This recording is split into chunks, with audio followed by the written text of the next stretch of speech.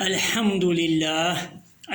للہ رب العالمین والعاقبۃ للمتقین والصلاة والسلام علی رسولہ محمد وعلی آلہ وصحبہ اجمعین، اما بعد، اعوذ باللہ من الشیطان الرجیم، بسم اللہ الرحمن الرحیم، قل هو اللہ احد اللہ الصمد لم یلد ولم یولد ولم یکن لہ کفوا احد۔ صدق اللہ العظیم۔ نہایت ہی قابل احترام سامعین محترم،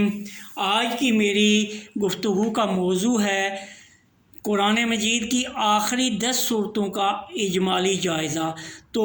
سامعین محترم، اس اجمالی جائزے سے پہلے میں نے آپ کے سامنے سورہ اخلاص تلاوت کی، جس کو میں ان آخری 10 صورتوں کا جو ہے وہ دل اور مرکزی خیال سمجھتا ہوں۔ تو قرآن مجید کی آخری 10 صورتیں جو ہیں وہ ایک چھوٹا سا قرآن مجید ہے۔ اس کے ان 10 صورتوں کو عام ایک ان پڑھ آدمی بھی آسانی سے یاد کر لیتا ہے، اور اس کا مفہوم بھی سمجھ جائے تو اس کے اندر اس کو بہت ساری چیزیں مل جاتی ہیں۔ اور یہ آخری 10 صورتیں اکثر رمضان المبارک کی ان 20 تراویح میں جہاں کوئی حفاظ کرام نہیں ملتے ہیں تو وہاں یہی آخری 10 صورتیں جو ہے وہ 2 دفعہ پڑھ کے تو تراویح کو مکمل کیا جاتا ہے۔ تو ان 10 صورتوں کے اندر دین کے بنیادی تصورات کو جمع کیا گیا ہے، دین کا بنیادی مفہوم، دین کی بنیادی اصطلاحیں، رب کا مفہوم، ربوبیت کے تقاضے، عبادات کا مفہوم، اور صلاۃ کا طریقہ، یہ ساری چیزیں جو ہے وہ اس میں بیان کی گئی ہیں۔ اور اس کی ایک عجیب ترتیب اس طرح سے ہے کہ پہلی 7 صورتیں جو ہیں ان کا تعلق سیرت نبی صلی اللہ علیہ وسلم سے ہے، ان کے اندر نبی مہربان محمد مصطفیٰ صلی اللہ علیہ وسلم کی سیرت کو بیان کیا گیا ہے، جبکہ آخری 3 صورتیں جو ہیں ان میں توحید کا ذکر پایا جاتا ہے، ان کے اندر توحید کا عظیم خزانہ پایا جاتا ہے۔ تو آئیے ہم دیکھتے ہیں کہ ان کا اجمالی جائزہ لیتے ہیں۔ تو سورہ فیل جو ہے، جس طرح کہ میں نے آپ کو بتایا کہ پہلی 7 صورتیں نبی مہربان صلی اللہ علیہ وسلم کی سیرت کے بارے میں ہیں، تو آپ دیکھتے ہیں کہ جب بھی ہم کسی کی تاریخ لکھتے ہیں، کسی بھی فرد کی تاریخ لکھتے ہیں، تو سب سے پہلے ہم اس کی تاریخ پیدائش لکھتے ہیں۔ تو سورہ فیل کو جب ہم پڑھتے ہیں تو ہم دیکھتے ہیں کہ نبی مہربان محمد مصطفیٰ صلی اللہ علیہ وسلم کی ولادت بشہادت عام الفیل میں ہوئی، یعنی یہ اس لیے یہ سورہ فیل آپ کی ولادت کے بارے میں بات کرتی ہے، اور پھر یہ بتاتی ہے کہ اصحاب فیل کون تھے، اور وہ خانہ کعبہ کے اوپر انہوں نے حملہ کیوں کیا، اور پھر ان کا کیا انجام ہوا۔ اور پھر اسی طرح آپ دیکھیں کہ سورہ فیل کے بعد ہم آتے ہیں سورہ قریش کے اوپر۔ تو جس طرح کہ ہم دیکھتے ہیں کہ ہم کسی کی تاریخ لکھتے ہیں تو سب سے پہلے اس کی تاریخ پیدائش، پھر ہم لکھتے ہیں کس قبیلے سے تھا، کس قوم سے تھا، کس علاقے سے تھا۔ تو اس میں ہم دیکھیں کہ سورہ قریش جو ہے، چونکہ نبی مہربان محمد مصطفیٰ صلی اللہ علیہ وسلم کا جو خاندان تھا وہ خاندان قریش تھا، تو اس میں اس خاندان قریش کے اوپر اللہ تعالیٰ کے احسانات، اللہ تعالیٰ کی نوازشیں بتائی گئی ہیں، اور پھر بتایا گیا ہے کہ انہوں نے کیسے ناشکری کی۔ تو اس کے بعد پھر فرمایا گیا کہ فَلْيَعْبُدُوا رَبَّ هَٰذَا الْبَيْتِ الَّذِي أَطْعَمَهُم مِّن جُوعٍ وَآمَنَهُم مِّن خَوْفٍ، کہ اللہ کی عبادت کا یہاں بھی ذکر ہے۔ پھر اس کے ساتھ ساتھ جب ہم کسی آدمی کی تاریخ لکھتے ہیں تو ہم یہ بھی لکھتے ہیں کہ وہ جس معاشرے میں پیدا ہوا، وہاں کے لوگ کیسے تھے، وہاں کا ماحول کیسا تھا، لوگوں کا کریکٹر کیا تھا، کردار کیا تھا، ان کے اخلاق کیسے تھے۔ تو اس ساری چیز کے لیے سورہ ماعون میں بیان کیا گیا ہے، ارائیت الذی یکذب بالدین فذلک الذی یدعو الیتیم ولا یحض علی طعام المسکین فویل للمصلین الذین هم عن صلاتهم ساہون۔ دیکھیں عبادت کے بارے میں بھی یہاں بتا دیا گیا۔ پھر اسی طرح جو ہے تو وہ نمازوں کے بارے میں بھی کہ نمازیں بھولا کیسے جاتے ہیں۔ تو اس صورت میں ان لوگوں لوگوں کے کردار کے بارے میں بیان کیا گیا ہے کہ جہاں نبی مہربان صلی اللہ علیہ وسلم نے اپنی زندگی گزاری، اب اسی کردار میں پھر جو ہے آنے والی صورت میں نبی مہربان صلی اللہ علیہ وسلم کی شان، آپ کا مرتبہ، آپ کا جو ہے مقام، اس کے بارے میں بیان کیا گیا ہے۔ انا اعطیناک الکوثر، کہ اے محمد صلی اللہ علیہ وسلم ہم نے آپ کو خیر کثیر عطا کی آپ کی شان کے مطابق، فصلی لربک وانحر، بس تم اپنے رب کی نماز پڑھو اور قربانی دو، کیونکہ آپ نے جب دعوت اللہ کی جو ہے پیغام لوگوں تک پہنچانا شروع کیا تو چونکہ اس معاشرے کا ماحول کیسا تھا، وہاں کے لوگوں کا کردار کیسا تھا، اخلاق کیسا تھا، تو وہ پھر آپ کی مخالفت میں آگے، تو یہاں فرمایا گیا فصلی لربک وانحر، اور قربانی بھی دو، آپ کے دندان مبارک بھی شہید ہوتے ہیں، آپ کو شیب ابو طالب میں بھی جانا پڑتا ہے، آپ کو طائف کے اندر پتھر بھی کھانے پڑتے ہیں، تو اس کے لیے پھر آپ کی شان کے بعد آپ کو فرمایا گیا فصلی لربک وانحر ان شانئک هو الابتر۔ اتنا کچھ کرنے کے بعد بھی جو ہے آپ کا دشمن بے نام و نشان ہوگا۔ یعنی آج ہم دیکھتے ہیں کہ ابو جہل کا کوئی نام اچھے انداز سے نہیں لیتا ہے، ابو لہاب کا کوئی نام اچھے انداز سے نہیں لیتا ہے، لیکن نبی مہربان صلی اللہ علیہ وسلم کے اوپر مسلمان تو آپ اور آپ کے صحابہ پہ تو جان نچھاور کرتے ہیں، غیر مسلموں نے بھی آپ کے اوپر بہت ساری کتابیں لکھی ہیں۔ اور جب اس ماحول میں نبی مہربان صلی اللہ علیہ وسلم ڈٹے رہتے ہیں، دعوت کا کام کرتے ہیں، تو جب کفار دیکھتے ہیں کہ اب یہ تو ان کا کام تو آگے بڑھ رہا ہے تو کیوں نہ ہم ان سے کمپرومائز کریں، تو ان کو کہتے ہیں کچھ لے دے کر کے ہمارے ساتھ کمپرومائز کر لیں، کچھ ہم آپ کی باتیں مان لیں اور کچھ آپ ہماری مان لیں۔ تو اس کے لیے پھر وہاں فوراً سورہ کافرون جو ہے اس تصادم میں جب نرمی ہوتی ہے تو سورہ کافرون پھر یعنی جب وہ آگے آتے ہیں تو سورہ کافرون کے ذریعے ان کو پیغام دیا جاتا ہے، اور وہ پیغام کیا ہے؟ وہ پیغام برات ہے، قل یا ایھا الکافرون لا اعبد ما تعبدون ولا انتم عابدون ما اعبد ولا انا عابد ما عبدتم ولا انتم عابدون ما اعبد لکم دینکم ولی دین۔ یعنی دین ان کا اپنا دین ہے، آپ کا اپنا میرا اپنا۔ نہ کافروں سے کہہ دیجئے کہ جس کی تم پوجا کرتے ہو اس کی ہم پوجا نہیں کرتے، اور جس کی میں پوجا کرتا ہوں اس کی تم پوجا نہیں کرتے ہو، اور تمہارا اپنا دین اور ہمارا اپنا دین۔ یہاں سے پتہ چلتا ہے کہ پوجا تو کفار بھی کرتے تھے، لیکن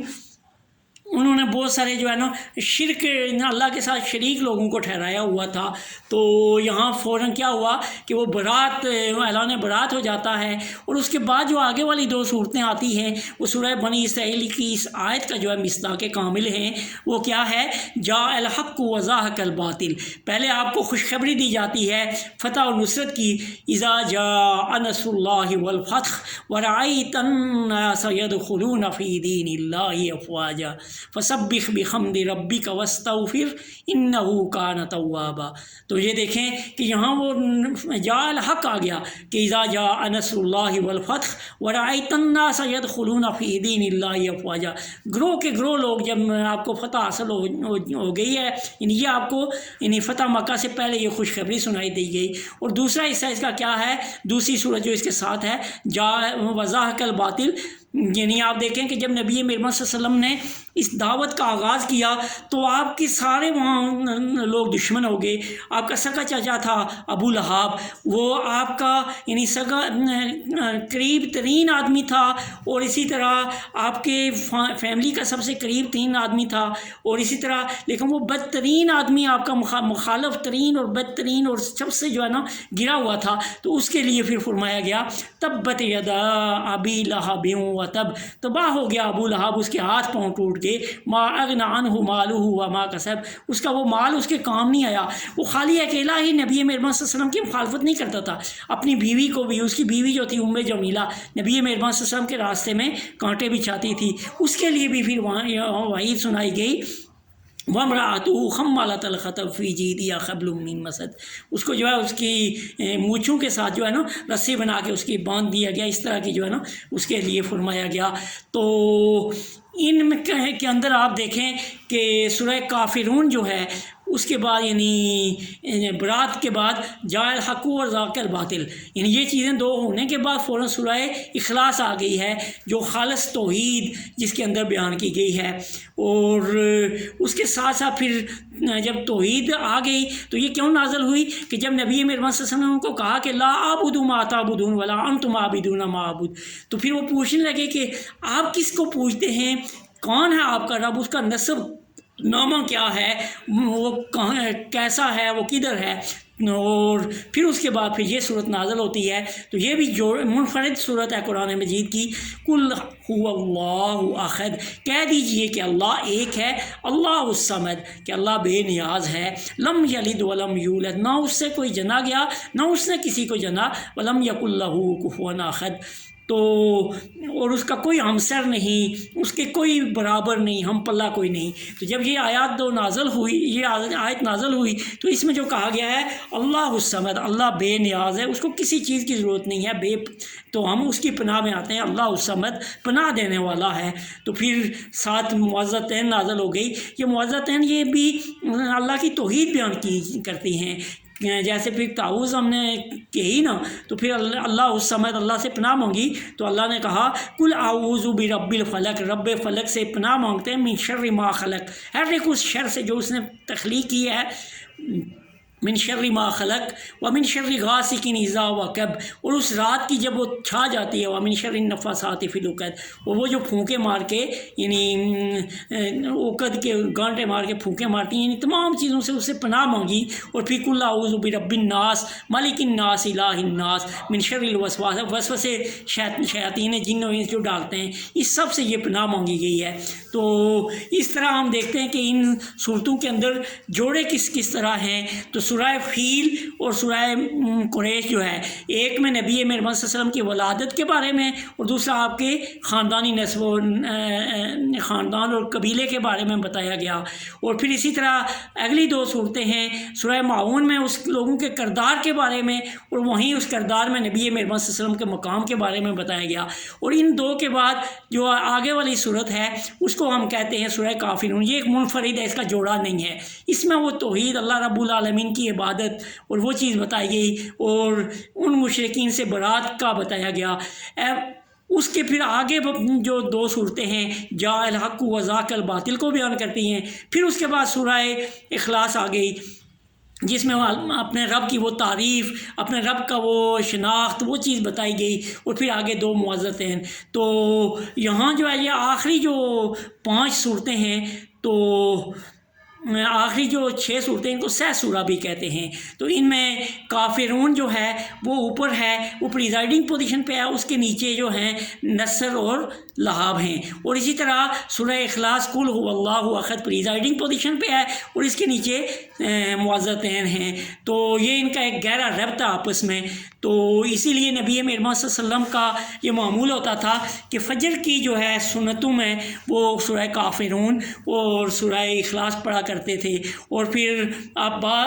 باقی سنتوں میں بھی جب طواف کرتے تھے اس کی سنتوں میں بھی یہ سورہ کافرون اور سورہ نصر پڑھتے تھے۔ اور جبکہ باقیہ جو ہے اس میں جمعہ کے روز آپ سورہ اعلیٰ اور سورہ غاشیہ کی، اور بعض کا سورہ جمعہ اور سورہ منافقون کی، اس انداز سے یہ جوڑے تھے۔ لیکن اسی کے ساتھ ساتھ ہم دیکھتے ہیں کہ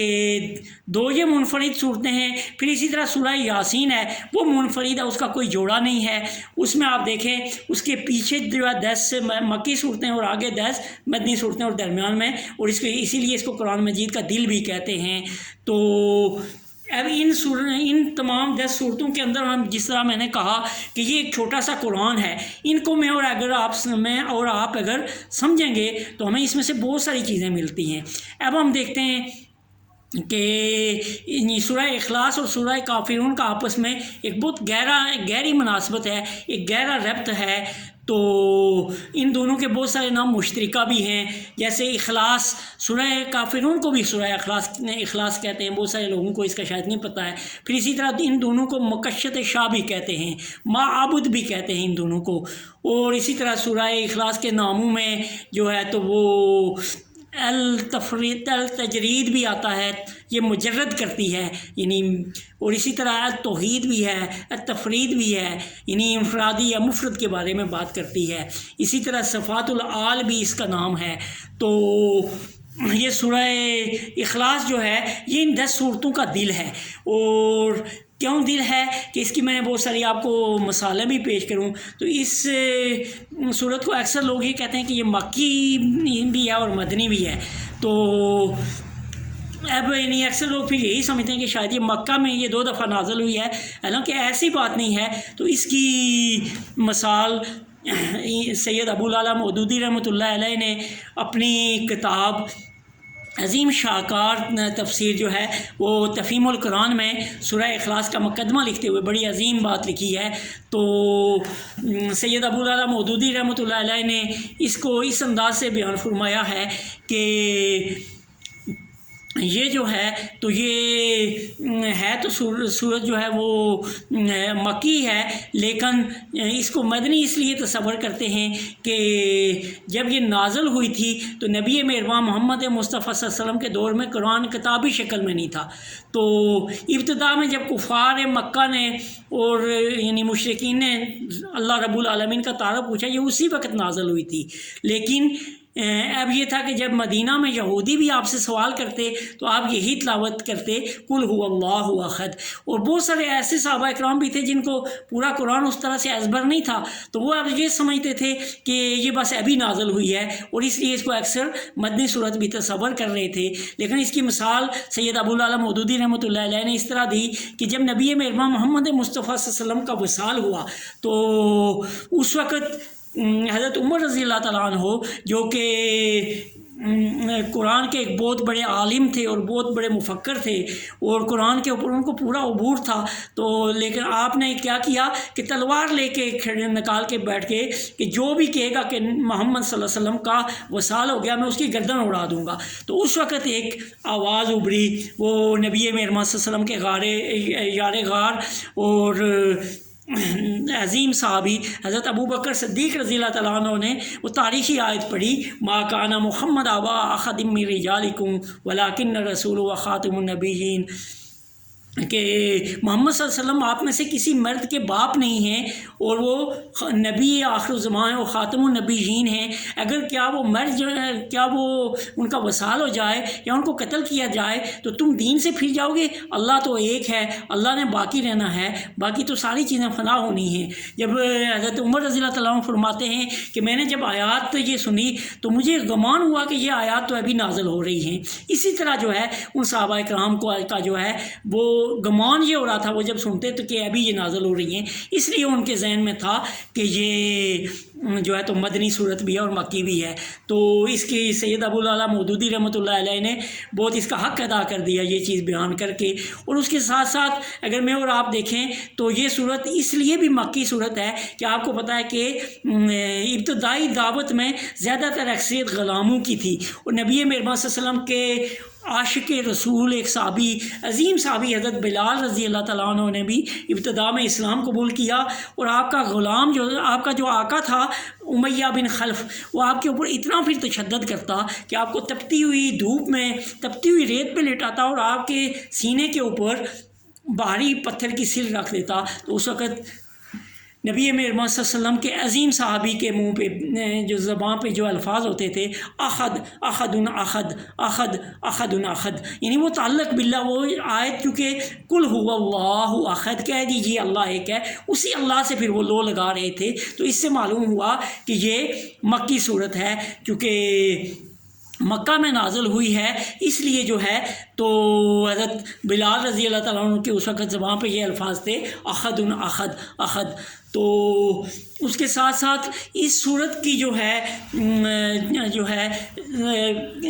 اس کے ساتھ محبت کا اظہار جو ہے وہ صحابہ کرام کا یہ 2 واقعات سے بھی میں آپ کو بیان کرتا ہوں۔ ایک ام المومنین حضرت عائشہ صدیقہ رضی اللہ تعالیٰ عنہ سے روایت ہے کہ نبی مہربان صلی اللہ علیہ وسلم نے صحابہ کرام کا ایک لشکر بھیجا تو اس میں ایک صحابی رضی اللہ تعالیٰ عنہ کو اس کا امیر لشکر مقرر کیا۔ تو جب وہ گئے تو آپ کو پتہ ہے کہ جو سپہ سالار تھا، امیر لشکر ہوتا تھا، وہی نماز کی امامت کرواتا تھا۔ تو جب بھی وہ امامت کرواتے تو جو سورہ فاتحہ کے بعد جو بھی صورت پڑھتے اس کے ساتھ سورہ اخلاص ضرور پڑھتے۔ تو صحابہ کرام ان سے پوچھنے لگے کہ یہ کیا معاملہ ہے، آپ جو بھی صورت پڑھتے ہیں، حالانکہ تقاضا تو ہمارا پورا ہو جاتا ہے جب آپ سورہ فاتحہ کے بعد کوئی بھی صورت پڑھتے ہیں، تو پھر آپ یہ صورت کیوں پڑھتے ہیں؟ تو وہ کہتے ہیں اصل میں مجھے اس سے بہت زیادہ محبت ہے، تو اس لیے میں اس کو بار بار پڑھتا ہوں۔ اور اس کے نام بھی اسی لیے بہت زیادہ تھے کہ بہت سارے یعنی عربوں کا یہ معمول ہوتا تھا کہ جس چیز سے محبت کرتے تھے اس کے بہت سارے نام رکھ لیتے تھے، اسی لیے اس کو التجرید، التفرید، اور اسی طرح مکشت شاہ، معبود، اور اسی طرح صفات العال، بہت سارے اس کے نام ہیں۔ تو اب کیا ہوا کہ انہوں نے کہا کہ مجھے اس سے بہت زیادہ محبت ہے، اس لیے میں اس کو بار بار پڑھتا ہوں۔ تو وہ صحابہ اکرام جب واپس آئے تو انہوں نے نبی مہربان صلی اللہ علیہ وسلم سے یہ بات ان کو کہی، ان کو بتائی کہ یہ صحابی یہ عمل کیا کرتے تھے۔ آپ نے کہا کہ آپ نے ان سے پوچھا کہ یہ عمل کیوں بار بار کرتے ہو؟ تو انہوں نے کہا ہم نے پوچھا تو انہوں نے کہا کہ مجھے اس صورت سے بہت زیادہ محبت ہے، اس لیے میں اس کو بار بار پڑھتا ہوں۔ تو آپ نے فرمایا کہ ان سے کہہ دیجئے کہ اللہ کو بھی آپ سے اس وجہ سے بہت زیادہ محبت ہو گئی ہے، اور اللہ سے جس کی محبت ہو جائے گی پھر اللہ اس کو جنت میں ہی لے جائے گا۔ پھر اسی طرح نبی مہربان صلی اللہ علیہ وسلم کے صحابہ کرام جو ہے مسجد قباء میں تھے، تو وہاں ایک صحابی جو ہے تو وہ بھی جو امامت کرتے تھے، ابھی میرے ذہن میں ان کا نام نہیں آ رہا ہے، تو وہ بھی اسی طرح جو ہے جو بھی آیت تلاوت کرتے سورہ فاتحہ کے بعد اس کے ساتھ وہ سورہ اخلاص کو ضرور پڑھتے۔ وہاں بھی صحابہ اکرام انصار صحابہ تھے، انہوں نے ان سے پوچھا کہ یہ ایسا کیوں ہے؟ تو انہوں نے کہا اصل میں مجھے اس صورت سے بہت زیادہ محبت ہے، اس لیے میں اس کو بار بار پڑھتا ہوں۔ تو ان صحابہ اکرام نے بھی جب نبی مہربان صلی اللہ علیہ وسلم سے یہ ذکر کیا تو آپ نے کہا کہ ان کو میری طرف سے یہ پیغام دے دو کہ آپ کو اس صورت سے محبت ہے تو پھر اللہ رب العالمین تو پھر یہ صورت آپ کو جو ہے آپ اس سے محبت کرتے ہیں تو یہ آپ کو جنت میں لے جائے گی، بلکہ اس نے آپ کو جنت میں داخل کر دیا ہے، آپ کے اوپر جنت واجب ہو گئی ہے، آپ جنت میں داخل ہو گئے ہیں، ان کو یہ خوشخبری دے دیں۔ تو یہ مناسبت ہے سورہ اخلاص کی کہ ہم اللہ کی اس خالص توحید کو ہم دیکھیں۔ تو اس میں سے ہم ادھر ادھر کیسے ہوتے ہیں، بہت سارے ہمارے بدقسمتی سے مسلمان بھی ہیں کہ وہ کہتے ہیں کوئی میں وسیلہ ڈھونڈوں، یہی چیز اسی سے شرک پیدا ہوتی ہے کہ فلاں آدمی مجھے اللہ تک پہنچائے گا، جبکہ میرا اور آپ کا اللہ رب العالمین کہتا ہے نحن اقرب من حبل الورید، میں آپ کی شاہ رگ سے بھی زیادہ آپ سے قریب ہوں۔ تو اس کے ساتھ میں نے اور آپ نے جڑنا ہے، وہ جو ہے زمین کی بکتاؤں تک بھی دیکھ سکتا ہے، آسمان کی بلندیوں تک بھی دیکھ سکتا ہے، ہر جگہ موجود ہے، جہاں کچھ بھی موجود نہیں وہاں اللہ موجود ہے۔ تو میں نے اور آپ نے اس سے تعلق پیدا کرنا ہے، اور اسی اللہ نے مجھے اور آپ کو طریقہ یہ بتایا ہے کہ اللہ نے فرمایا ہے قل ان کنتم تحبون اللہ فاتبعونی یحببکم اللہ، کہ کہہ دیجئے کہ اگر تم اللہ سے محبت رکھتے ہو تو میری اتباع کرو، یعنی نبی مہربان محمد مصطفیٰ صلی اللہ علیہ وسلم کی اتباع کرو۔ اب نبی مہربان صلی اللہ علیہ وسلم خالص توحید کی دعوت دیتے تھے، اور آپ نے فریضہ اقامت دین کے لیے اپنے دندان مبارک شہید کیے، آپ نے اپنے پیٹ کے اوپر پتھر باندھے، آپ نے شیب ابو طالب کی گھاٹی میں گئے، طائف کے اندر آپ نے پتھر کھائے، لیکن کیا تھا کہ جدوجہد ان کی تھی کہ اللہ کے دین کا نفاذ ہو جائے، اللہ کا دین ہمارے معاشرے میں غالب ہو جائے، ہماری معیشت پہ غالب ہو جائے، ہماری سیاست پہ غالب ہو جائے، ہماری تمام شعبہ زندگی میں غالب ہو جائے۔ اور یہی ہم بھی اگر یہ نبی مہربان صلی اللہ علیہ وسلم کا مشن تھا، اور اسی مشن کی اگر ہم اتباع کریں گے قل ان کنتم تحبون اللہ فاتبعونی یحببکم اللہ، پھر ہم جو اللہ سے محبت حاصل کریں گے، اور پھر یقیناً ہمیں جو ہے